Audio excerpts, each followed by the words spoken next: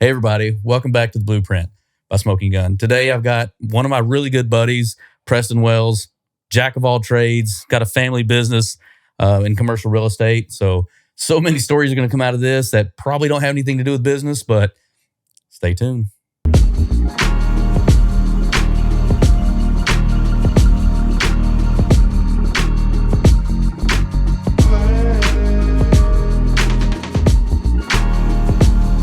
Preston, my man, how are you today? Man, I'm good, brother. Honored to be here. I'm super excited to have you on here. I say super excited quite often, but really today is kind of cool because I can't wait to tell your story or you to tell your story. You have a really genuine personality. Like, you're a super good dude. Like, for everybody that knows just partially pieces of you, they may not know this side of you, but once you get to know this guy, like, this guy is really, really genuine dude. So I really appreciate you coming on and telling your story. It's going to be super sweet. I appreciate it, man. And honestly, I was pretty nervous doing this thing, and I walked in. I've known Brandon a long time, and there was no way I could say no. I was never a podcast guy, whatever. I never thought I would do it, and I was nervous as shit. I had lunch with my brother and my cousin, and told them, and I was just something I never thought I would do. Yeah. But talking to you, I can never say no. You're the man. I appreciate that. I appreciate you being here. So, and I tell you, there's a lot of people that come in here and just straight off the get, like, talking in front of a bunch of cameras is nerve-wracking for a lot something of people. I've never done. Yeah, but guess what? sure. We're the only ones here. I can edit this thing later. Yeah. No big deal. So Absolutely. Where are you from? You from the Dallas area? Born in Plano, moved to Frisco. Basically born in Plano. Yep. Grew up in Frisco. Yep. Went to Frisco High. Shit. Oh my God. There was 4 high schools, I think, when I graduated, and now there's like 14. Yeah. It's insane. Yeah. But going back there, it's a full circle. Taking my daughter, who's 5, Josie, love you, baby. She is going to a school out there with her cousin, and I'm in North Dallas, so going over there, like, I don't care if it's been a week or 10 years. Yeah. You go to Frisco, It changes overnight. there's something new 100%. literally every time. It's driving down Preston Road. Yeah. There was nothing when I moved there. Yeah. Except for a La Hacienda. Mm-hmm. Great Mexican food. Yeah, no, for sure. But, and that plays definitely into your wheelhouse too for commercial real estate. Like, for you guys to be in a hotbed of something that's just completely boomed overnight. Well, not overnight, but over the last 25 years. Like, they've run some George Bush through that thing, 121 through that thing. Yeah. Like, it's up there, like there was so much construction going on at one point that they had to just stop everything because they had to let the infrastructure catch up. Yeah. It was the fastest growing city in for like years. Yeah. I can't even think of the year, but no, literally, when I moved, La Hacienda, I'll never forget, because I got a cat. Mom, sorry.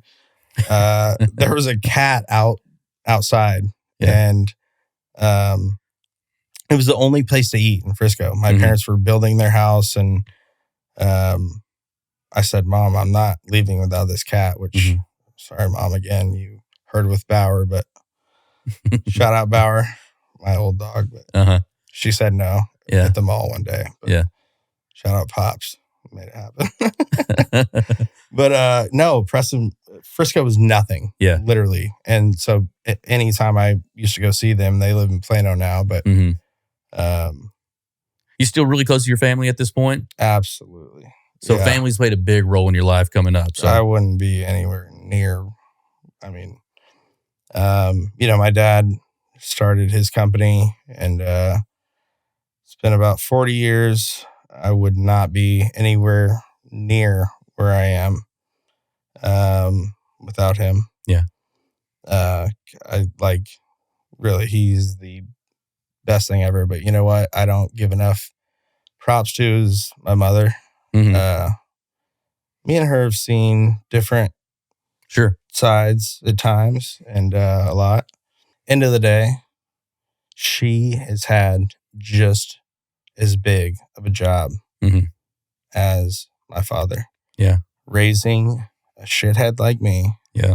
My brother, shithead. Kenzie, you got away lucky. Sorry. My sister's works really hard. Me and Austin work for the company, but my sister is in fashion in New York. She's back in Dallas now, and she helps with my daughter so much. Man, I have the best family in the world. So I tell you what, that's one theme that I hear consistently through a lot of the people that have gone out and gone into a business and started a business. That foundation of having your people around you, the support system, means everything, whether it's comfort in the decisions you make every day or whether it's just having someone that's there if you fall. Yeah, no, for sure. But I mean, I could go on and on about family. Yeah. I mean, we definitely we look like the perfect,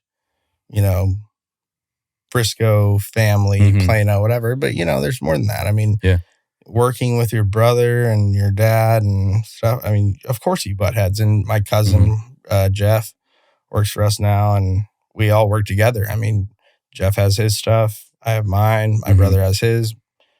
And it's, it's tough. And especially when you want to spend time with your family. I mean, that's rough because, we go to dinner and the girls talk about girl stuff and we love what we do.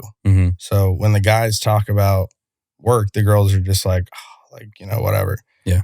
But it's what pays the bills. And I'm just happy we enjoy it. It's awesome. It's awesome, but Wells fam, we need some more vacations together. You know, but that bonding time outside of work. Yeah, absolutely. Yeah. And we make it happen. My parents have a badass lake house, and my daughter could live out there. And that's another thing. 5. Okay. Yeah, she just started kindergarten, so she loves it out at the lake. She loves her Bran, her papa, Casey, Ken. So it's man, my family's it's the best. I couldn't ask for literally anything more. So it's I mean, it's really cool to see the foundation of people. Like you talked a minute ago about getting emotional for the people. Dude, I'm emotional right now. I just I don't deserve these people around me, and it's crazy. But I'm thankful. Yeah, for sure. Yeah. So so you had a great support system coming up. You went to Frisco, started in Plano, went to Frisco. After that, you went to college? I tried college. What'd you think about it? I tried it because I had to. I got in some, hey, I'm going to let it go here. Yeah, man, rip it. I got into a lot of legal trouble. Okay. I'm going to let it go. So, I just was I was a jackass as a kid. Yeah. I took advantage of my parents and my situation, and I was an idiot, man. I actually went to prison. Okay. I thought I was a little rich kid that couldn't be stopped. I had evading arrest, bikes, cars, all this bullshit. And I just thought I was invincible. I wouldn't take it back for anything. I learned value, which in this part of my life, I'm, kind of trying to get back at, not to get too deep, but, you just got to learn. You just got to keep moving, and you have to recognize when you are too far back. It's okay to fall back. Yeah. It's okay and honestly, Pops, sorry for not all the work that I should be delivering, but I think working for my dad, he knows that I am out there doing something, whether I'm in the office or not every day. Like I hope he does, knows that I'm doing shit. I think he does. If not networking, now we do. My networking and stuff, I think makes up for for me being a shithead sometimes. But no, I mean, all said and done, family would never be anywhere. Yeah. When it comes to business, you know, I tried to start some other stuff, and I mean, I did pretty well on a few things. Well, one thing, power washing. Yeah. Actually. Okay. But when it came without Pop, so man, I couldn't say anything else better about my family. Yeah.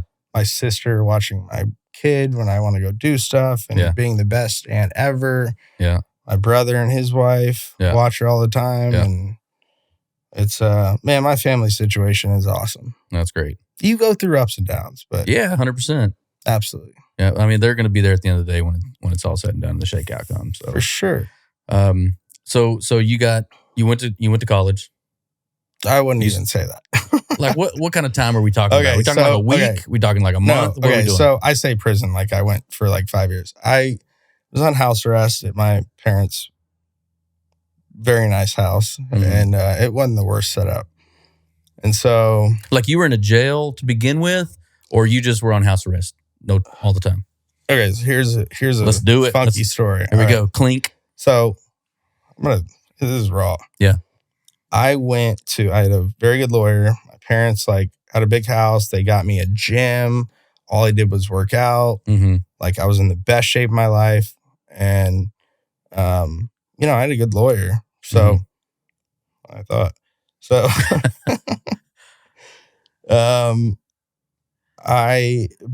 judge just told me to fuck off. Like, you little rich kid, you need to learn a fucking lesson. And she was right. Yeah. But it shocked me because one day, you know how court cases work. Like, you go and you go check in every month or whatever. And, you know, you think you're just like a walkthrough. So if you have a good lawyer, you keep going, you push it off and this and that. And like, no part of me at one day thought like, I'm going to go to jail today. And so my lawyer's bitch or whatever you want to call it, assistant, was there that day. And so the judge looked at me and was like, why do I think you're not going to, because my cases were evading arrest. She was like, why do I think you're going to come back? I looked at her and I said, I'm here, aren't I? And she didn't like that. Well, surely not. So she threw me, she took me to jail that day. Yeah. I didn't know I wasn't going to have a good dinner. I thought I was going home, get laid, you name it. And sorry, but all men out there, like, if you don't know you're going to get laid for 6 months, like, probably figure that out before there's a lot of things that you want to get done if you know you're going to walk into prison for 6 months. Yeah. Pets, whatever it is. Yeah.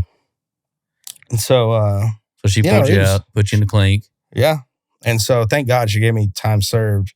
She gave me 3 months, but I walked into trial, and my lawyer looked at me and he was like, if you walk in here and you do this, and I told the whole truth, I was like, I was on street bikes doing, you know,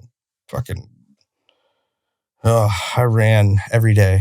I was just the dumbest person you think of. I'm so glad it's the fact that I never went down doing wheelies and all this other shit. 180 miles an hour. Yeah. Like, is insane. Yeah. And that's God. I'm not as good to God as I should be. In jail, that was my only go-to. Going to church was getting out of the cell. So, man, that was rough. That was a big reset. This is a vent. I apologize. This is definitely a vent, but there's no one I'd rather do it with. And but anyone that's listening, I wouldn't take it back for anything. You have to. Every choice you make is going to affect negatively or positively. And I've always been the worst learner. I learn things the hard way. It's an emotional thing. And, you know, I hope all my friends watch this. I'm like, you know, you you really don't know what other people around you are. You could be next to me like every single day, and you would have no idea what I'm going through. Yeah. You know, so yeah, man, it is what it is. So yeah, I say it all the time. Like you see the perception of family, you see the perception of what people want you to see every day, right? Sure. And I always say you never know what someone's home life is like when the door shuts. Sure. Right? That could be volatile in there. They could be distant from each other. They could be stabbing each other in the back. I mean, there's so many different things that could be happening inside of that. That's really one of the reasons I ask people, how's your family life? How's that played into where you're at? What's been going on? Because that really plays into, the building blocks to who you become down the line, right? And so when people start to tell the secrets on themselves, that just means there's growth that's happening. That means something's happened inside of them. It's like, man, this is here, but not only do I need to hide that, I need to get that out, because if I get that out, I can move on from it. I'm not stewing on it. I'm not staying with this. I can get this part off of me and move on to the next level. So, puts that out there and move on. I don't think that I don't hide anything from anyone, really. I mean, like my life's good, right? It's amazing. But when it comes down to I've got my kid's mom, I've got my girlfriend, I have my family, and that's a rough situation. Because my family wants to see, and nothing against my kid's mom. Yeah. Like me and her, amazing. Yeah. We're awesome. Me and her family, amazing. Where everything is all good. But there's times where it's tough. It's tough as shit. And it's I'm walking up to school and I have to, meet her, my would have been brother-in-law and this and that. And so, it's just, it's hard to be level-headed, man. It is when you go through so much shit, and it is, so. You just come out on the other side and see what's left and what you can rebuild, and and kind of see what it changes you into. Yeah, 100%. So I'm gonna take another jump from here. Sure. Going back to the business part of this, once you spent, you said 6 months in jail, and you got back, did you immediately go back to the family business? Did you say, I got to do something by myself? Like, where were you at with that? Okay, so what was the reset? I'll skip back to that. Thank God for the lawyer. The judge. So the judge wanted me to sit. She was like, you little fucking spoiled rich kid, whatever. And so, like I said, wouldn't take it back for anything. But I went to trial and I was in a fucking jumpsuit. My mom bought me a suit, everything. They wouldn't let me put it on. So when that judge took me that morning or whatever, I was in there for 3 months. And so that normally from Collin County would have been time served. And so she gave me an option between trial and what was it, 16 months TDC, which is like TDC in Texas and transfer units are the same thing. So it's still prison. Yeah. So I spent 3 months in Collin County when she gave me that time. And then thank God she gave me that time. It was half. Yeah, she applied at your sentence. Yeah. But yeah, I went to Dallas County for 12 days. It was rocking and rolling. And then I went to some transfer unit. And for probably 2 weeks, 12 days, I would say, my ex-girlfriend my girlfriend at the time texted me and was like, hey, I can't be with you. And I didn't want to go to work. So I told them to fuck off. Yeah. And I had 2 locker fulls full of food. And I thought they were fucking with me. Yeah. And they were not. Mm-hmm. He was like, hey, pack your shit. And I was like, nah, I'll be back. Whatever. Mm-hmm. So you didn't pack. Lost all that food, was in a fucking cage with 12 grown men with one shitter. Yeah. And we had 1 hour out of the day. Mm-hmm. Yeah, that was gnarly. And so she writes me 4 days before I'm out and says, hey, I'm done. I can't be with you. I'm not going to lie. I made our company paperless. Shout out Pops. Man, I did some bitch work and everyone looks at me all the time like I don't work at all. And like, I hope everyone sees this. Like, you know, because everyone sees my location and shit like that. And like, that's what's so fucked with this world nowadays. Is like, at one point, I literally had like 40 people I was sharing locations with. Mm-hmm. And everyone's like, oh, you're still home sleeping. Like, no. Oh, you're on the golf course. Oh, you're pickballing, whatever. Yeah. No, I'm always working. I'm always networking. And that's why like my dad's like easy on me as a boss. Mm-hmm. Like I said, I always want to have side stuff and, but you know, Pops didn't work his ass off not to give this company to my family. Mm-hmm. And, but it's just funny, man. People are just so shitty nowadays. They just judge the fuck out of everything. Mm-hmm. And, it is what it is. Mm-hmm. So you came out and you found out the transition of going back to work. You had to start doing some smaller jobs at the beginning. You said, I made it paperless.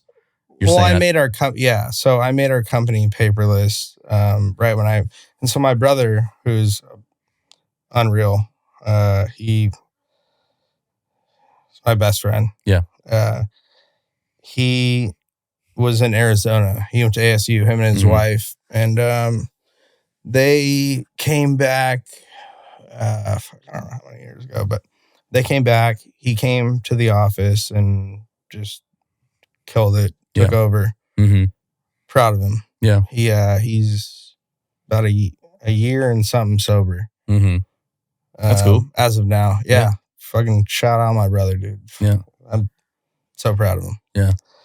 But, yeah, so we click. It's been tougher now because I still party and I'm still younger than him and trying to slow down. Mm-hmm. But, yeah, family business is never easy. Mm-hmm.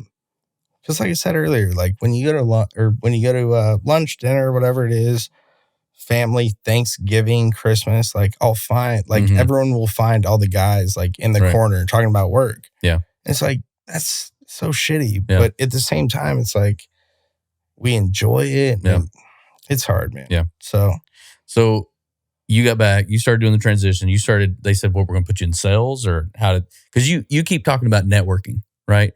Was there a position that was given to you? Was there something that said like, hey, I need you to take this direction, or was it like, hey, here it is? It was just, come help out. Unwritten.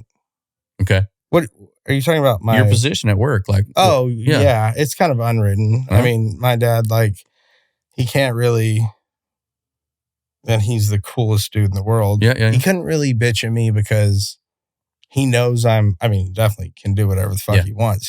He's the head honcho. Yeah. But I think I like to believe at times, he believes in me. Mm-hmm. And he believes in me doing what I do. Mm-hmm. And that's the best fucking dad you can ever have. Mm-hmm. And I want to be that dad. Yeah. I don't care if, my daughter Josie wants to sing. I don't care if she wants to do fucking whatever she wants to do. Mm-hmm. Yeah. You just want to be there for support. I'm getting emotional. Fuck. No, that's cool. No, I've always wanted to talk about it. Mm-hmm. And my dad's a fucking man. My mom is too, and I don't give her enough credit because, my dad couldn't work if she wasn't there. Yeah. Taking cheerleading, hockey. Austin played lacrosse, football, whatever. We were always hockey boys, but just holding the family together. Yeah, absolutely. So, and I think that's a role that most play, you know, and there's, and people talk about the divisions and roles that people play, and those need to be blended. But I think there's also a place and respect for the people that take on a role like that. You know, my wife was the same way with our kids, you know, growing up. She was a stay-at-home mom for 15 years, right? Right. And so, I mean, that's why I work. That's why I provide. That's why I'm able to do those things, to give her that ability to do that, because it's not easy. Sure. You know, no one thinks that's easy. Yeah. It's a selfless job for sure. So, because you're putting everybody ahead of you. Yeah. So, you know, kudos to your folks for No, and I'm going to interrupt you, and I'm going to say something, and then you're going to talk. But my mom, I mean, now being a parent, I have a 5-year-old. And, you know, unfortunately, me and her mom aren't together, but we get along great. Everything's good, you know, all around. Girlfriend, whatever. But now I see what my mom did. And, you know, dealing with one of them is insane. I mean, and my daughter is perfect. It's like literally she is perfect. She's a doll. She does like listen. Of course, there's, you know, hiccups but I'm scared shitless to have another one ever again, honestly. And but you know, looking back, you know, I wish I would have gave my mom more credit because dealing with one of me plus my brother. Lighting shit on fire in their fucking house and don't got mom, whatever. I should have brought my mom on the phone. But, you know, just everything she did, if there was one way to let her know how appreciative I am, God, I wish I would or could. You know, it's funny. You don't know the life experience. You don't know how life experiences are going to change you. Sure. Right? You never know what's going to happen. That's what I was saying about me going to jail. Like I would never take it back. And I remember I wasn't necessarily the nicest guy in the world either growing up, you know, and so, but I do remember like feeling a sense of change with me when I got married, right? I'm now responsible for taking care of another human being or providing, right? Sure.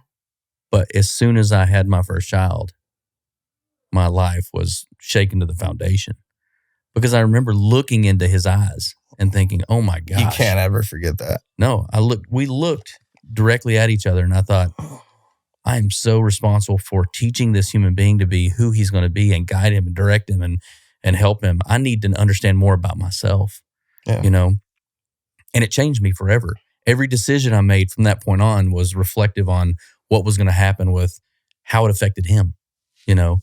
And so then I had my next child and I was like, oh man, double the trouble. And now they're even completely different. So I can't. That's cool to see. Yeah. I mean, they are both parents, same parents, just completely different kids. And, and they even, you know, the things that you say to one, you can't say to the other because they don't receive them the same way, and they learn different and they teach different, and everything else is, they got their strengths and weaknesses that are completely different. But I love the fact that I get to experience both of those. Right. Yeah. It's such a cool thing. But like you said a minute ago, like you get emotional thinking about your kid and what your parents did for you, because you couldn't see that until you did it yourself. Yeah. No shit, man. You know, and like, honestly, you know, when I have my daughter, my kid's mom, Bree, her sister, I don't even know what to call it because like all over, but whatever. So she has a kid that's 1 year older than my kid. And so that's why we decided to go to the school they go to. It took me an hour she lives in Frisco. I live in like North Dallas, but like an hour to get back and forth. And I was like, I was kind of bitching at her. I was like, why did you pick this school? You know? And she's like, Preston, if you're playing golf on a Friday and it's your one day to pick her up, are you thankful? And I was like, and so super thankful for all that support. But, you know, just seeing different, that's probably as close as parenting that I've seen with young kids. I mean, all my friends have kids and stuff, but It's cool because I definitely don't agree with certain parenting, and then others I'm like, oh shit, I should probably do this better or whatever. But it's cool. I don't know. I never in a million years, I'm 31 years old. Like I never thought like parenting would be like my, oh my God, look at this. Like I feel like a Karen sometimes, it's like, it's cool. It's fun. Yeah. It's a blast. That's a big transition too, of going from who you thought you were to finding out some of those things don't even matter. And so you think of somebody like a Karen, right? Now there's some Karens that are just out of control or whatever, but at the end of the day, there's things that really have value to that you just didn't give value as a kid, and next thing you know, you step through that portal where you see your kid, you understand your life changes, you see things differently now, you step through that doorway and now everything changes, the views change. And what you thought was cool a little bit ago, it's like, oh man, I see now what so-and-so was talking about or whatever. Like I'll go to my back door and I'll look out my back door, out my window at my land that I've done things to or mowed the lawn or done whatever, right? My dog will come stand next to me and my 19-year-old will come by and he'll go, old head. And I'm like, why is that an old head? He goes, it's just such an old man thing to do, is to go stare out the window. Well, guess what? I see things differently now. I'm interested in things. Like I want to see the way that things I've accomplished in my life, right? It's a different perspective all the time. Like, but when I was a kid, I didn't see that way. Yeah. You know what I mean? No, I know. But also nowadays things are so different and you just got to appreciate, like, you have to appreciate the difference. I know that we all as grown-ups are seeing how unfortunately shitty this world is going. But I don't care. I'm not getting into political shit, but no matter what, I mean, it's going downhill. Yeah. And we're trying to do what we can, but it's just, it makes it a roller coaster though. Like it makes it fun. Let's get into the business part of this. You went back to the family business. You started doing that. What do you see your role? What do you see the best thing that you bring to the table when it comes to that? Are you a sales guy? Are you an ops guy? Like what are you? And let's just try to boil it down to what you're best at. Networking, 100% for sure. And what does that provide for the company? So, long story short, Pop's company, I've already said, me and my brother, whatever. Yep. Cousin, we all have our own deal. Strengths. But I mean, I network for sure. But what does that bring to the table? New deals. Okay. And a lot of them, I'm not as good as the rest of the office is analyzing them, but I've gotten better. I'm not gonna lie. My brother he's smart. That's his deal. He's a smart cat. And I'm just not that, like, I'm good with numbers, but like not as hands-on with stuff. And I'm like, I'll just be, and I was so bad. He used to talk so much shit. He used to just be like, Preston, what the fuck are you sending me? Like, what is this? And then I was like, I wouldn't even open the email. I mean, this was years and years and years ago on like wholesale houses and stuff, because when our dad was busy with, bigger deals, he's always busy. He just doesn't sleep. I don't know how he does it. He's crazy. Yeah. But, I would ask my brother, and he'd be like, did you even look at this? And there was times where I literally wouldn't. Yeah. So you just defaulted to go check with him just to get his answer before you'd have and to that go. was a lazy thing for sure. Right. That's not a learning. And, it was a long time ago, but no, I mean, I know now what to like send him and kind of, dude, he's my big brother. Yeah. I mean, at the How end much of older is he than you? I'm 31. He's 34. Okay. So, I always it's like a big brother thing. It's not like he's my boss. Like, it's more like, hey man, like, what do you, he was the closest person to me ever. So I was like, hey, what do you think of this, that? And now I know how to evaluate things and look at them. And it's not like I need his permission, but it's like, you respect his opinion. Yeah, of course. Right. It's quite the opposite. My dog. It's quite the opposite of my family. I'm a younger brother, but I take the older brother role. I'm always the one giving advice. I'm the one doing those kind of things like that. So, sure. At the end of the day, like that's. I think it's just personalities, versus I'm older, he's older, scenario, or maybe the same thing for you guys. But no, some people have strengths and weaknesses that. No, that's what it is. Right. I mean, 100%. I mean, like I said earlier, like, I mean, if it's a small deal, like I don't have to go ask Pops, like, hey, can we run this? Like me and my brother can handle it. Do it. Yeah. Handle it. And Jeffrey, love you, baby. Are you good with Are you good with finance? Jeff Wells, no. Handling your dollars? Absolutely not. Okay. What's the absolutely not, and I am no. So, all right. But yes and no, dude. It's so crazy. Okay, so this is fuck you, man. I used to go to my favorite story is when I started making a little bit of money, and okay, so I don't know if anyone's partied in remembers Rio Room, Travis. Mm-hmm. Bro, when Post Malone first came out, I was like 22. No, wait, I don't know, whatever it was. Mm-hmm. I would be having bottle wars with like the Cowboys and shit. And I would be in the back of Travis or Rio Room, shout out Kent. And I would just be like, I'd be like in the corner checking my Chase account, like, oh, is this going to go through? How close are we? Oh yeah. No, I've lived it up for sure. But now it's funny because I'm so like not so frugal now. Like I have nice things, but it's a very different atmosphere. No, it's so different. I'm like looking at hotels and like back in the day, like, okay, I'm going to go on a trip.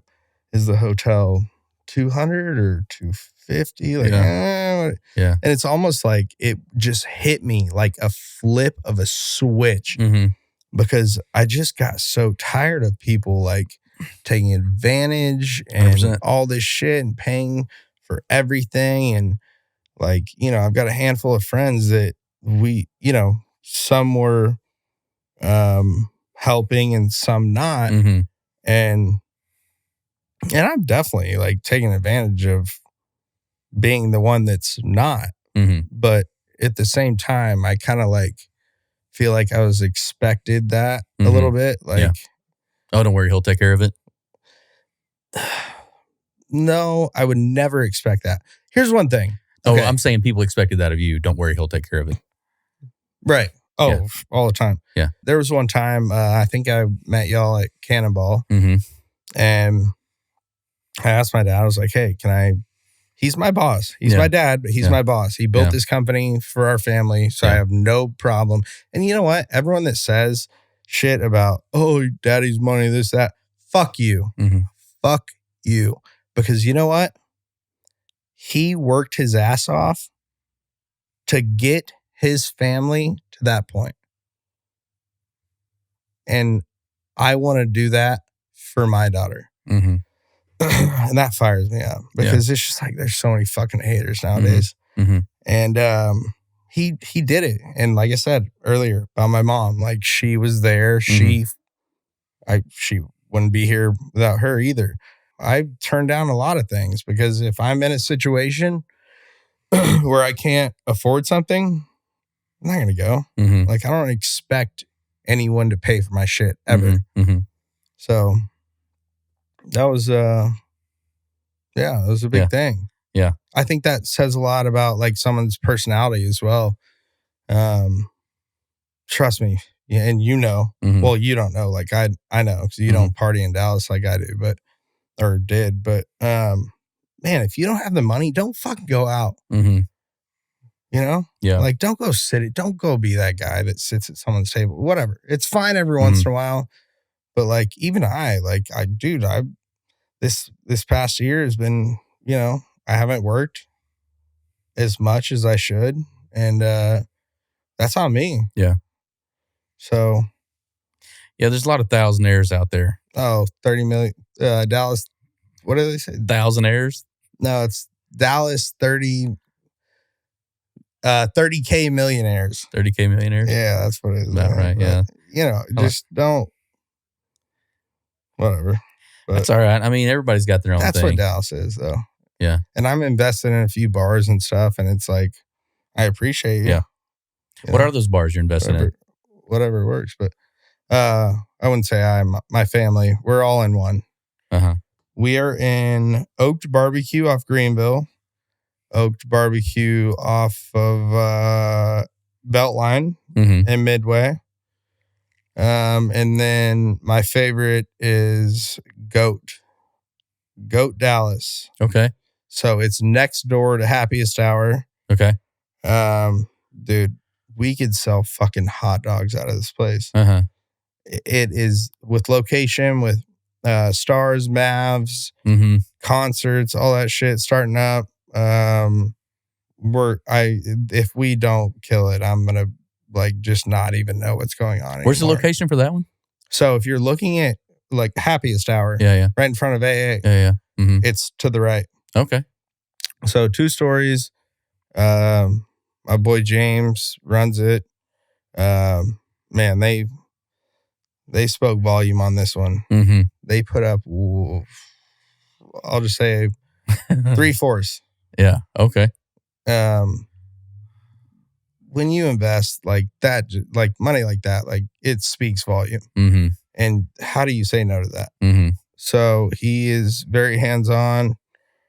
I'm not just saying this, like amazing food, brunch, Mediterranean, American, really good. And so, I mean, you've seen Happiest Hour on a game day or whatever. Yeah. So to valet there, walk over, grab a drink, food, whatever, go check it out.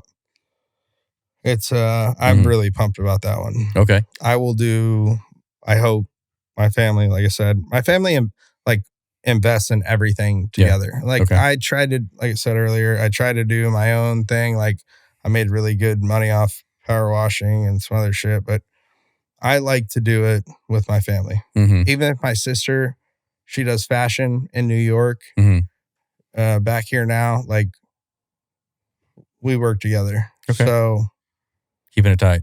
Yeah, absolutely, man. My family's the shit. Any other restaurants or bars or anything? No. Oaks and oh fuck. You're gonna have to go back on this one. Go run it back.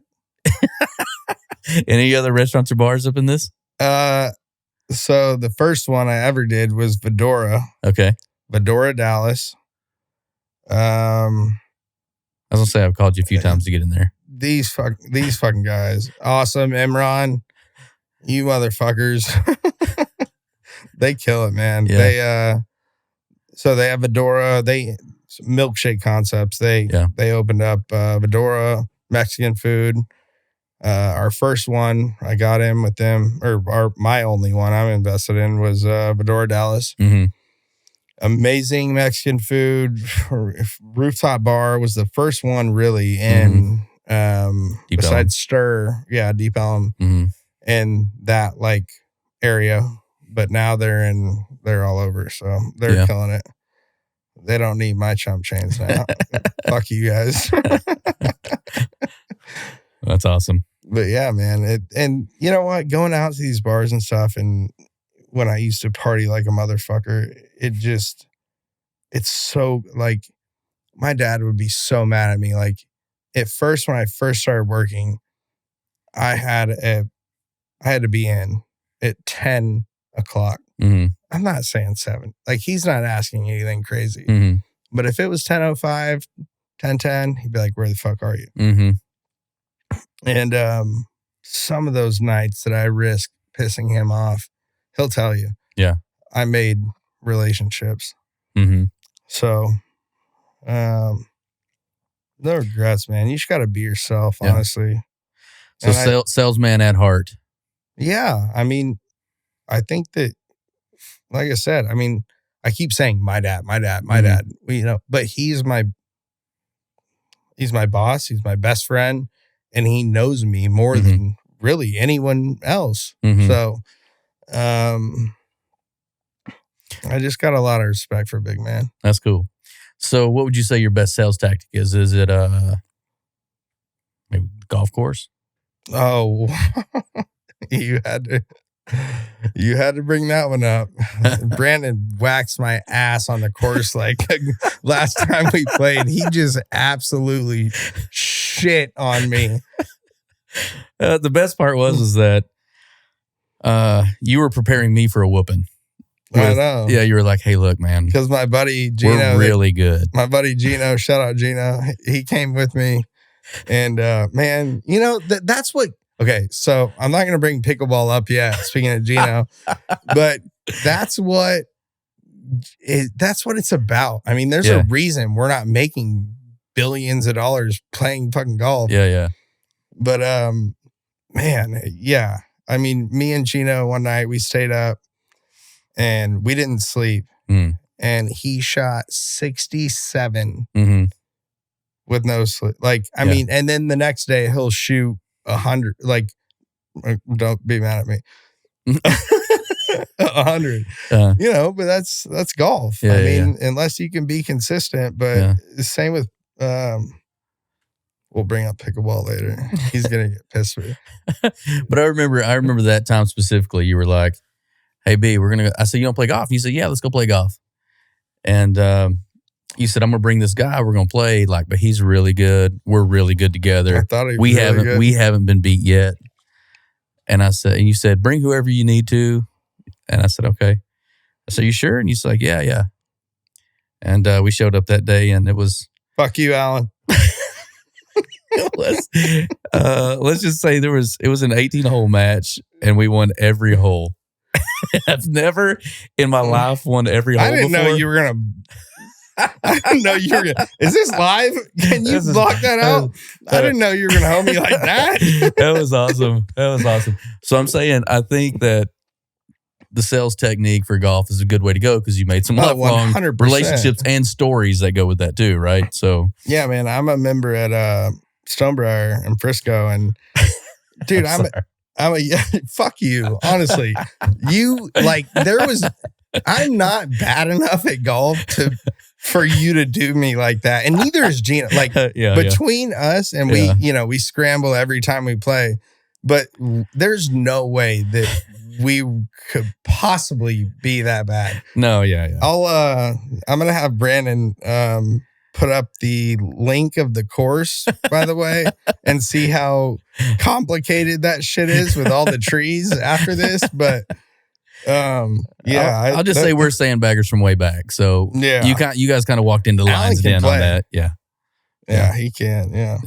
But man, it's been fun, dude. I was I'm gonna say I was nervous as shit about this, but Brandon, there's no one I'd rather do it with, brother. Yeah, man, I appreciate that. Yeah.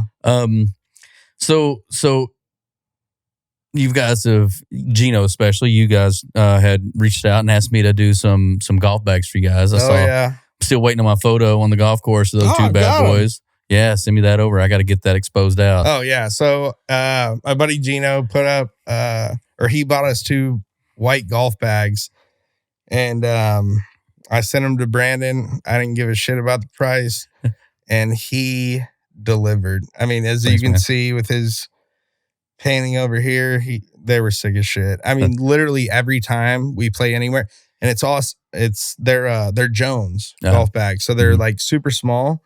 So we went to Denver and for a concert at Red Rocks, and then who'd you guys see there? Big X the Plug and Key Glock. Nice. Okay. Yeah, probably not the concert you want to see there, but it was dope. Yeah. But yeah, I mean, it literally compliments everywhere. So we put both bags. They're, you know what a Jones bag? Yeah. Well, obviously, paint them. But like we fit those in one golf bag. That's cool. Yeah, I think we could have probably maybe even done 3. But it was a blast, man. Like, And he is the man. Like Gino's my like go-to, like, hey, let's go golf for a day. Yeah. I don't care if it's we drive to Austin or whatever. And yeah. So I was gonna Hyperflower, my weed company over here. I was gonna bring my cup that you got me. Oh yeah. Remember? Yeah, I remember now. Yeah. Yeah. Brandon can paint a fucking pencil. I appreciate that. Dude, it's incredible. I wish I had the money to do my whole house in your shit, but I appreciate it. Well, talk about your company here. What is this? Hyper. So Hyperflower,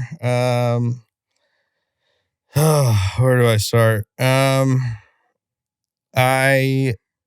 Me and my brother were friends with a guy, and we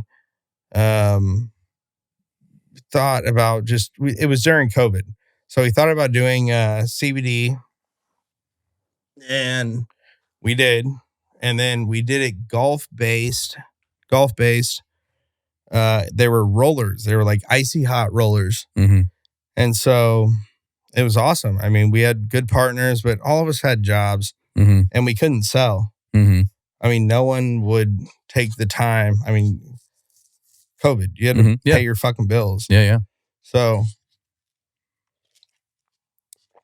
we just, we tried to do what we could, and we didn't put much money in it. Yeah. Our partner at the time for the rollers was, they kind of just gave us the rollers as equity. Yeah. And so we didn't lose much, whatever. Yeah. But anyway, led to a different venture. Was driving down to Tulsa, and one of my partners said, hey, I have an old building. Like, have you ever looked at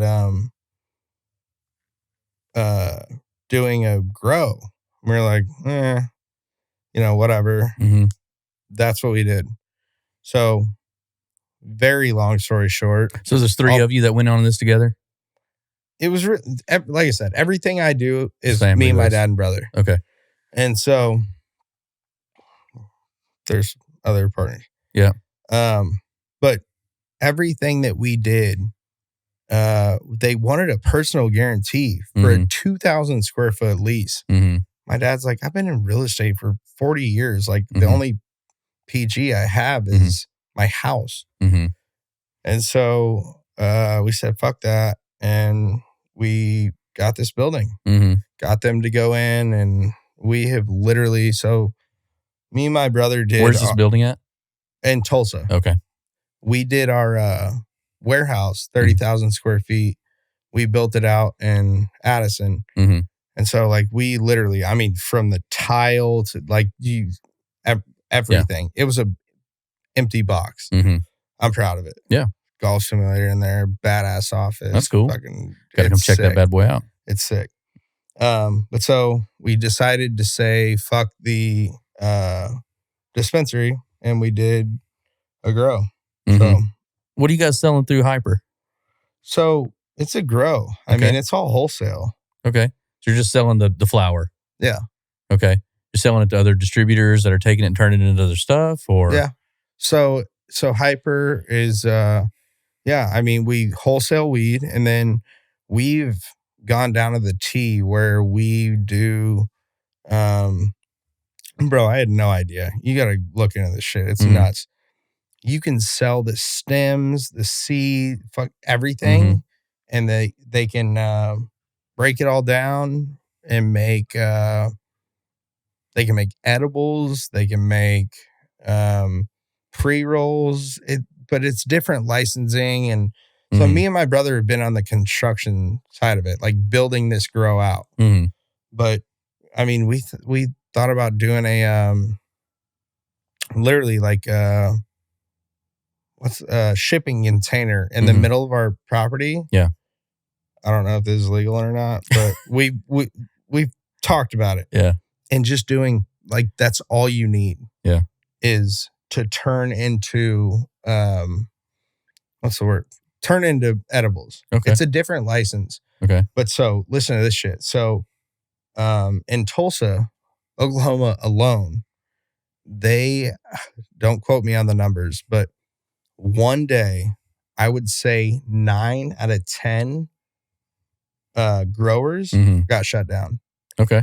The fire marshal walked into our facility and was like, what the fuck? Like, this is sick. Like, you guys didn't cut corners and this and that. And that's because of the commercial real estate background. I hate being the guy that says, my dad. Yeah. But like, that's my dog. Yeah. And he, and I just like wish I'm half of the man that he is one day. Yeah. Running a business myself, I'm listening and I understand that, and I feel for him from that perspective. No, I know, man, and like I said, I've tried to. It's probably why none of them have succeeded. But man, I did trucking, I did clothes, I did power washing shit. I've done a lot of things on my own. But what works, man? Trucking's badass. I'd love to get back into that. Yeah. There's so much money. Yeah. So let's go back to golf for a second. Why don't we not? Why do we not? Well, let's just hit it one more time. Dude, is this? I've also told you that you can come to my fucking course and I will get your round. I got to get it done. That's got to happen. I mean, it's a free $250 round. I'm ready. Mom. I'm ready. I'm sorry. I've been You can bring your boys, whatever you want to do. I've been locked up. We'll set up another event and we'll do it on your turf. I do, because I really do think golf has a big lead into the sales side of things. Oh, right? 1000%. And for me, there's a lot of like negative kind of connotation between, oh, you're out with the golf course, you're doing whatever. But man, I've seen so much business happen on the golf course. Dude, there is zero.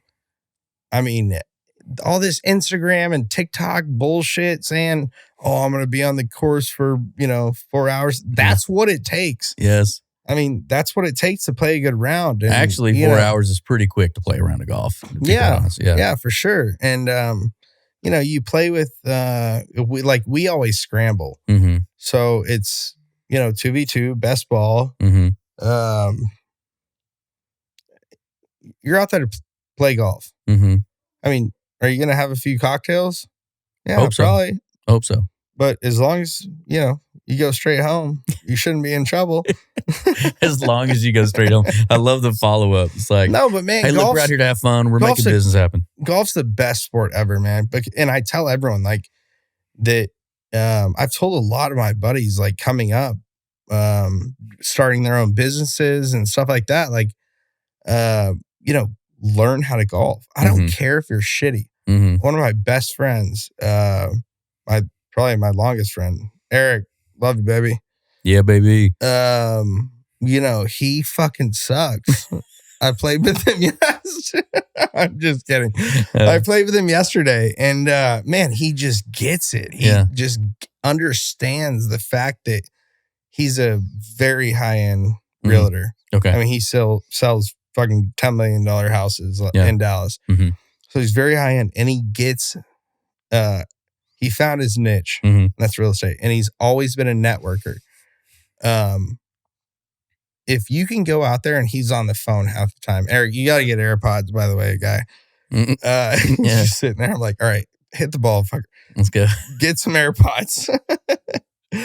But, dude, what was you that? can go, nothing. You can go fly through a course in 3 hours if you don't have your head up your ass, you know?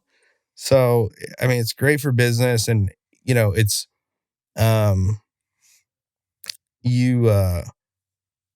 you don't have to be good. You don't have to, Dad, I'm not calling you old, but like Pops, like he plays once a year. Yeah. And he goes and he doesn't have some, like he comes right here and then he stops right here. It's like a little shotgun stop, but it's straight down the fairway. Yeah. You're not going to pipe it 300. Yeah. Nor will I probably ever. Yeah. But just get it down the fairway. It's fun, man. It's fun, and it's a time to talk business. And who doesn't like golf? Being on a beautiful course, it's always business.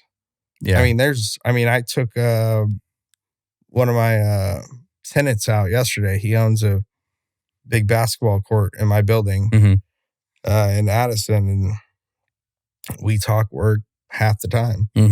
I mean, it's a write-off. Yeah. So, I mean, there's nothing bad to say about golf. It's business and pleasure at the same time. And it's addicting. Very. Very Wait addicting. till you start pickleballing.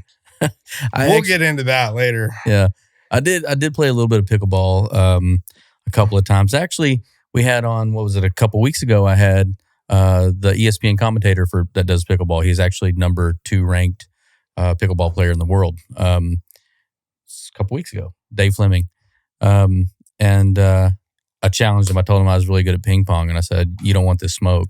Of course, he's going to tear me up. Who's that? Dave Fleming. Dave Fleming. Okay. I'll get you connects later. Anyways, Dave.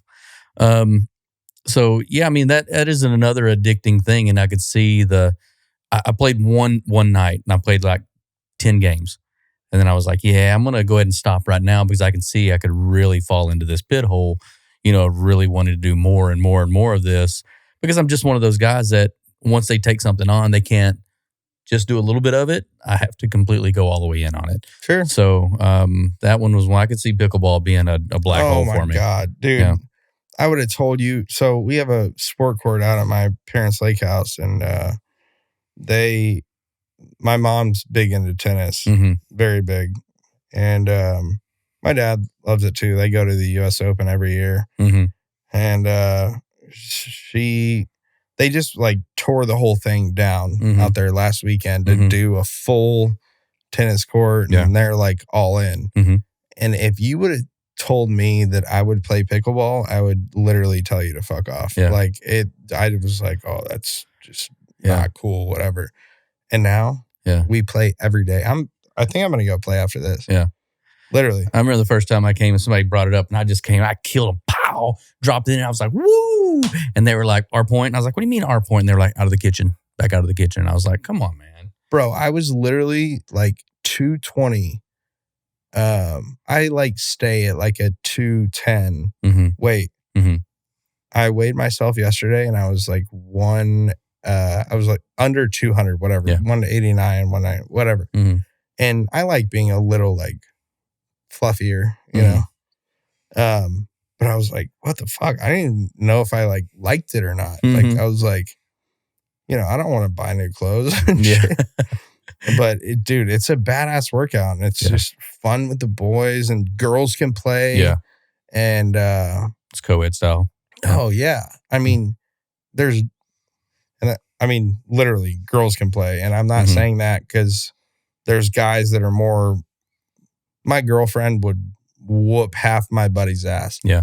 And I was like, and she's uncoordinated as fuck. And so I was like, when I saw that, I was like, it's not like golf where you're going to be a scratch golfer and you're just going to go out there and shit on everyone. Like you're going to have your shitty day. You're going to have your bad day.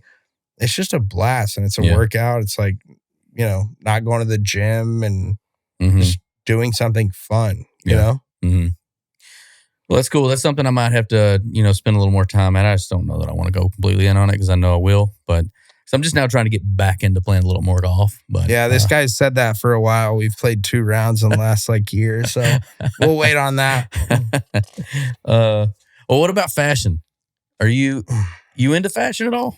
Man, I used to care so much about what I wore, fucking $1,000 shoes and this and that, and you just grow up. I mean, in my opinion, you grow up, and to have a nice watch and to stuff like that, I understand. Personally, everyone has different views. Something, yeah. But I like my nice watch that I wear every day. But 90% of the time that you're going to see me is in bird dog shorts and a golf polo. Yeah. And I might be wearing flip-flops. I might be wearing a hat. But I'm going to be wearing shorts and a polo. Yeah. Us hockey guys, though, too. Like, I played hockey my entire life. We just flip-flops year-round. Yeah. So, I don't really care. Yeah. I have no one to impress. Girlfriend, wife, don't care. I mean, do I like, getting ready? I mean, I threw the chains on today. Like two chains, by the way. 2 chains, baby. 2 chains. But, I mean, I did it for the pod. Yeah. Oh, like, hey, let me hit you up with yo, dog. 3 chains, baby. Let's flex. Oh, you had to shit on me. I'm starting to look like Mr. T, I think. But no, like, I don't know. I mean, I love fashion, but yeah, I don't care. You grow up. Yeah. You you don't spend $300 on jeans. Yeah. You don't spend. I never spent $1,000 on a Louis Vuitton shirt or anything like that. I did spend money on shoes. I like jewelry, but who gives a shit? Yeah. So there's nothing that you're really jonesing about right now? Is it golf clubs? Is that your new device? So, okay, so it's just shifted. Well, now I just have bills. Okay. I mean, not now, but like, man, I have so much overhead. So I've got a dope ass boat. Own my house. I've redone the whole thing. I'd rather travel. Okay, cool. So it's not the fact that you don't think they don't exist anymore. It's like there's so much pie here. I'm spending a lot of pie on travel and boat. That's not a necessity. Man, for me I'm anymore. Gonna keep coming back to my dad. I just look up to him so much that, he doesn't give a shit. Yeah. What he doesn't have to flex on anyone. Now I've learned that from him. And he just bought the Cybertruck. And he called me and he was like, "Hey man, who can wrap this thing?" Yeah. He picked it up Monday, took it flat black, and he's like not like that. Yeah. Like he could have Lambos and shit. He didn't give a fuck about that. He's just smart. And I'm really trying to. It's hard, but I'm trying to. It's taken a long time. Like I said earlier, man, I learned everything the hard way. I do. That's just who I am.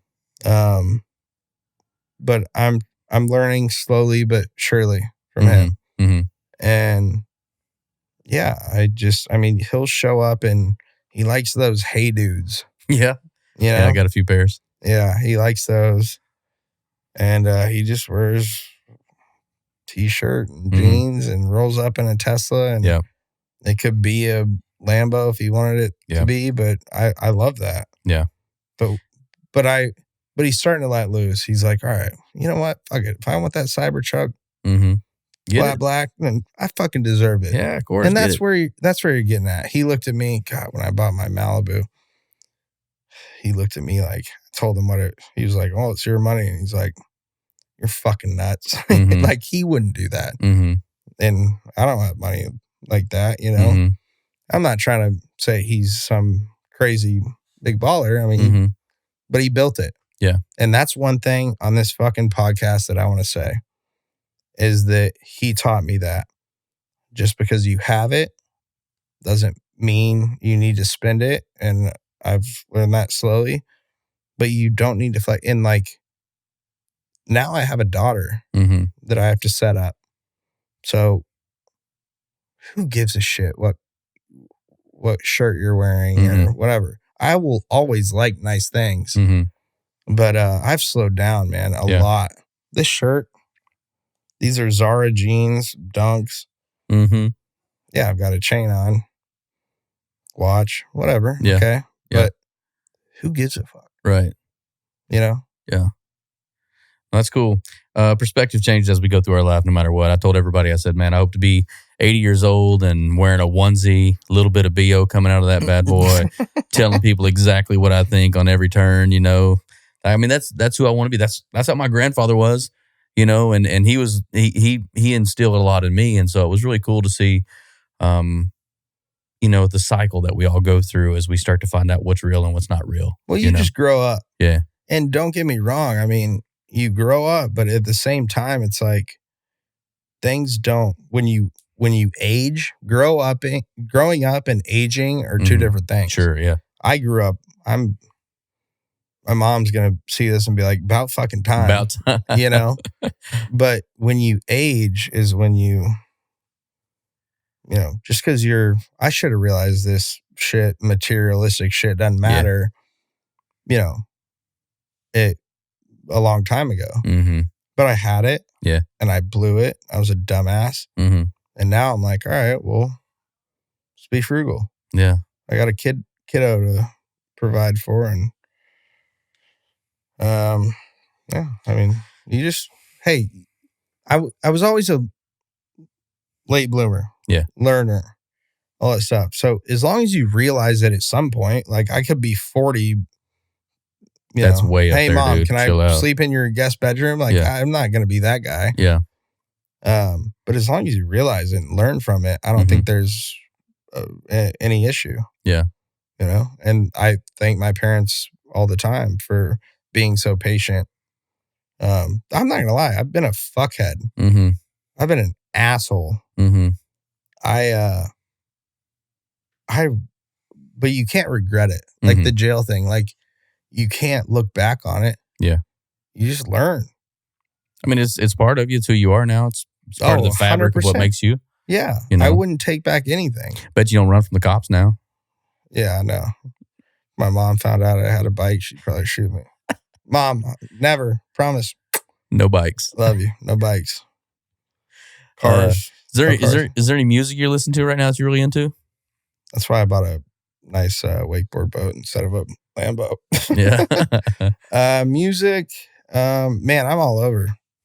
My buddy Raleigh was you met Raleigh, didn't you?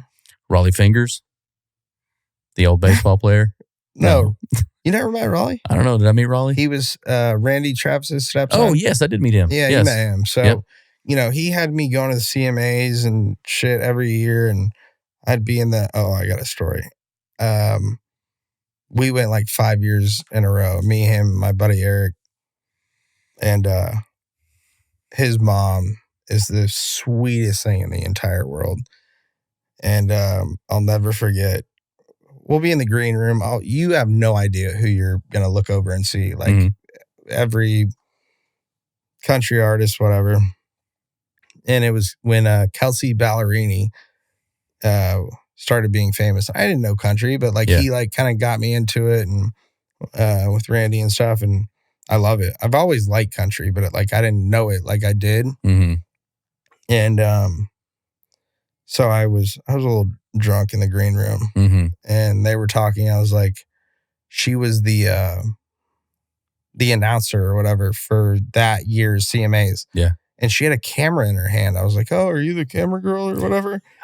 And his mom, Mary, looked at me like, Preston, I'm going to fucking kill you. Yeah. But I love country. I love rap. I like everything. I've honestly been on a little Limp Bizkit. I've done the same thing here lately. I went and saw them with two buddies a couple weeks ago, and it was fire. Now, in the truck, Pandora, Limp Bizkit, so I appreciate everything. Yep. There's no one really I absolutely love. But yeah, I just kind of mix it up. Depends on the mood. Yeah, I've been listening to this DJ comes on Spotify now, and I'll try to give you stuff that's in your genre, out of your genre, things you're listening to. Spotify? Yeah. Like the DJ. I used to do the new Music Fridays and all that shit. Yeah, but there's one that's out, and it's literally an AI that will go through and comb through music and find out stuff that you like, and it'll play, and then it'll play for 5 songs, and then it'll switch genre, play for 5 songs, and then it'll say, hey, you listen to this for pretty heavily 10 years ago. You listen to this pretty heavily 2 years ago. This is whatever. This is something very similar. It's great, honestly. And there's this group called the Red Clay Strays that I've been listening to here lately, and so they're like a kind of like a bluesy country type of music, and I never would have been introduced to them had I not listened to this algorithm. Sure. So I love new music all the time. I love being introduced to stuff. I hate that social media burns music out sometimes because they'll come out with a great song that you really get in love with, and then it's on 55,000 TikTok videos or whatever. And it's just like, man, it's so sad that I can't even enjoy this for more than 3 days without it turning into overexposure. Sure. But no, music to me, because you were saying Red Rock earlier. Red Rock. I've been to Red Rock. I've never heard a concert at Red Rock. Man, it's kind of like check it off the list. I mean, we saw Key Glock and Big X the Plug, and it was sick. Mm-hmm. But it was not like... Well, that's not an acoustical... Yeah, you're going for the show. My cousin, Jeff, him and his buddies go to Widespread Panic. Mm-hmm. Like, him and his brother follow them, like, around the world. Yeah, they're a Dallas band. Aren't they a Dallas band, Widespread Panic? I have no idea. Yeah. But they're a different, not really my tune, but I appreciate everything. And so that's one thing I was going to say about you. Yeah. Is your open mind and like how creative you are is the reason that like I have so much respect for you. Your art, I've supported you since I've known you. Like you've gone to the shows and everything else, but I've been very ignorant, and as you get older, you learn. Like you're just more open minded. Yeah. And so now I'm like, all right, well, I'll just like listen to anything. Yeah. My parents were very young when they got married. They were 16 and 17 when they had my brother, 19, 20 when they had me. So we kind of grew up together, right? And so I listened to their music all the time. And as we got older, we would start sharing with music that we were listening to them, Beat Street and LL Cool J and, and they were very receptive to hearing our music. And I thought how cool that was. They didn't punk me on my music. They didn't tell me how stupid my music was. They listened to it, or even my dad would sit there and, vibe on some different music. So when my kids came through, oldest is 19, my youngest will be 16 in December. We've always played a game where we pass the phone back and forth. Like you get 2 songs, you get 2 songs, you get 2 songs. And I want to respect their music the same way I want them to respect my music. Sure. And now the genres have blended so much together.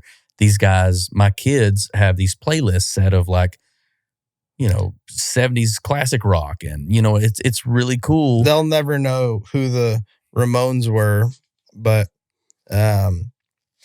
it's cool seeing like, nowadays, not to interrupt you, but like you see Post Malone and doing country and shit like that. And it's awesome. I mean, it's an unlimited.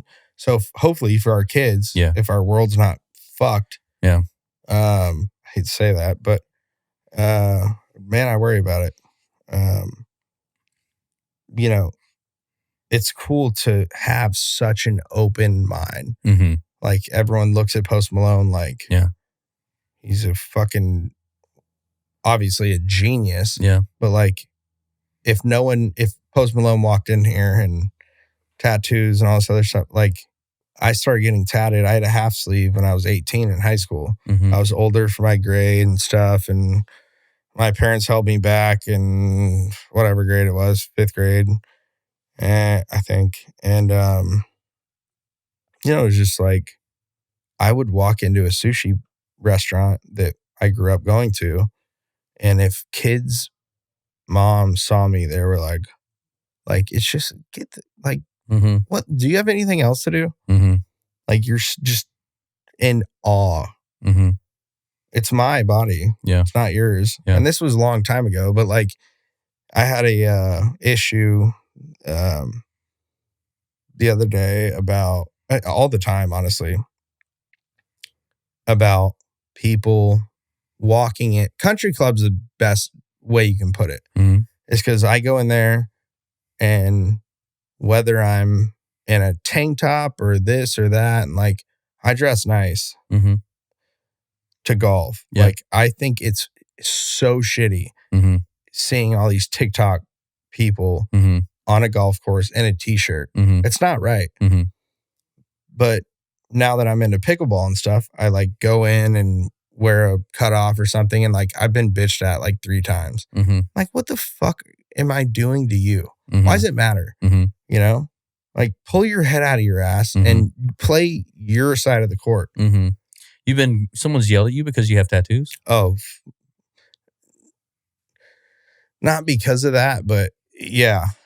I mean, do you think that if I was just like, we bring a big crew but we're on one court. Yeah. We swap. Okay. I get that not everyone there is paying their dues. And trust me, no one gets pissed off more about that than me. Yeah. Because I pay a lot for my country club. Yeah. And it's like, just like, well, you're there to enjoy yourself. Yeah. I have a 5-year-old daughter. I've been there for 6 years. I'm paying my own bill. Yeah. Like, get the fuck over yourself. Yeah. Go look that way. Continue what you're doing. If I'm being an asshole and I'm, I understand that. But it's wild, man. People just can't seem to. They're just bored. Yeah, I mean, I'm going to say this. Like, I do understand where you're coming from the and tattoos. You're tatted. So I mean, I got a lot of tats, but I did notice, and I've told everybody, like, hey, when you start to get tattoos that are exposed, just realize people will change their perception of you, right? Like, I remember the first time I got it down towards my hand, and I remember going up to shake someone's hand and them now changing their view from my eyes to my arm. And that wasn't one person. That's every person has now just checking it out, right? And at the beginning, I was just like, I had made a decision there that I didn't know was going to happen. I made a decision to let people know this is how I feel. These are the things I'm expressing. But something else came out of it. Like, I lost the eye-to-eye contact, the respect thing that as a Southern guy, we look for. When you shake someone's hand, you look them dead in the eyes. I lost that from that moment. But then I had to reflect. Well, that's on me if I feel sensitive about it, right? I put it on myself. It's my badge. I wear my badge, and so. But that's why you should stand up for it. And that's what, like, I got into it with this lady at another country club so my country club you have access to like all of them. It's a deal. And you could just tell, like, right off, a power trip, there's certain, I don't want to say police, but like that's where you would hear it the most or whatever. Cause I used to hate the police. Now I love them. Yeah. Okay. But it's a power trip. And you're like, this lady tried to charge me the other day at another club that I shouldn't have paid for. And I was she just kept, I'm not going to get into it, but because I'm still fired up about it. But it's like, it was just a target. And I'm like, and I showed her my bill. I said, I pay exactly what everyone else here pays. Like, fuck off. Yeah. And you try and be respectful about it. And then it's just like, that's a different subject. The country club thing is like, I'm obviously still irritated about it. I mean, but I mean, it's been 6 years, man. Like, me and my brother signed up at the same time, and he doesn't have tattoos or like I do. And it's like, what the fuck difference does it make? I have a great attitude. The other day, here, let's go to attitude. So the other day, I'm pulling out of my country club.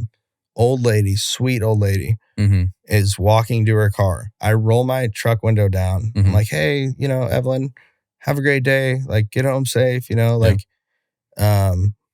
then I walked. I don't really like party anymore. Like, well, I party, but I don't go like, I don't go like to Dallas. Like, fuck off.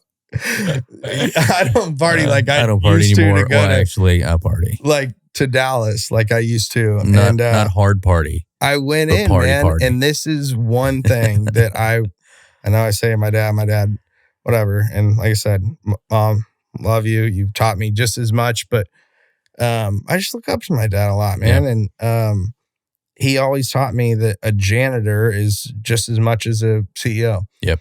And so this guy at a bar I used to go to a long time ago, he was a bar back / janitor, whatever. And there's a new bar out, and I went and checked it out, and he just I would give him the same respect. Yeah. He gave me a shot of Rumple, right? And he was like, all right, you're taking one. I was like, oh, no, don't worry about it. He's like, it's on me. I'm like, okay, sure. I don't go out much, whatever. Long story short, he gave me a couple of them. And I said, take my money, take my tip. You're here, you're working. He's like, no. He would not take it. Yeah. He knew I was a good dude. Yeah. And I had a big heart. Yeah. And he said, I'm not taking your money. I was like, dude, come on. You're here at work. Yeah. And I'm here supporting you. Yeah. He's like, no. And he literally would not take it. Yeah. But it was so fucking cool. I mean, this was 10 years ago. Yeah. Yeah. And so to see that, I mean, it left a mark on you too, right? Yeah. It was cool, man. Yeah.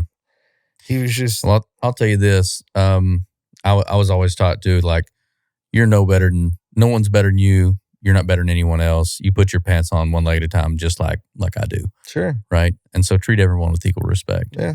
I think as we've been going through this, the one thing that I can tell by talking to you and even from all the conversations we had before, and I hope everyone out here has seen this as we've gone through this podcast today, the genuine nature that he has and the respect that he has for so many other people. I hope that you guys can see that as opposed to finding other reasons to try to sort through or categorize somebody or put them in a box. But I think that's one of the main things that I've taken out of here is what you've really said to me means a lot because you're a humble cat, so respect to you, appreciate those things, appreciate everything that you've done for us, coming here today, telling your story. And I know you told me you had a lot of anxiety about coming here and you still fought through it. Yeah, man, I was nervous. I hadn't ever done one, but listen, hey, I appreciate you. I did this and I'm so glad. I would love to do another one. I love you. I'm no saint. I can be a fucking asshole. But anyone that knows me has a good heart and sees my heart. And yeah, I mean, everyone screws up. Yeah. But at the end of the day, if you address it and you just try and better the situation if you can, and if you can't, it's out of your control, you're still going to sleep good at night knowing you tried. Like there's buddies out there that have seen my way ups and way downs, and I don't talk to them or like I would or should or whatever. Just do the best you can. Yeah. Do the best that you can. And I'm not saying I always have or do, but just try, like, and just trying a clear head is more important than anything. Yeah. And when I'm the definition of someone that, you have to worry about so many things. Your girlfriend, your kid's mom, your family, that one, I'm so like, I worry about everyone. I worry about people that don't matter and do, and that's where your battle begins. Yeah. Is, okay, family, this matters, this, that. And I've had a hard time struggling that. But just do the best you can and fuck everything else. Yeah. Truly. And I was stoked to come like let it rip on this podcast, man. Yeah. And I appreciate it. Yeah. I love you, dude. Yeah, man. Love you too. Appreciate Thank you for being having here. me. Yeah. Everybody, Preston Wells.